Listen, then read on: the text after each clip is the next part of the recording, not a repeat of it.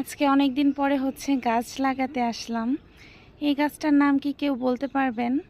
আমার আপাতত মনে পড়ছে না। অনেক দিন ধরেই আমার ইচ্ছা ছিল এরকম একটা লতানো গাছ আমি ছাদে লাগাবো, বাট খুঁজে পাচ্ছিলাম না। ফাইনালি মা এটা কোথা থেকে জানি আমাকে খুঁজে এনে দিয়েছে, বাট আমি প্রপার গাছটা পাইনি। এটা গাছের থেকে ডালটা ভেঙে আনা হয়েছে। জানি না এটা হবে কি না। তো এটা এখন আমি এই বালতিটার মধ্যে লাগাবো।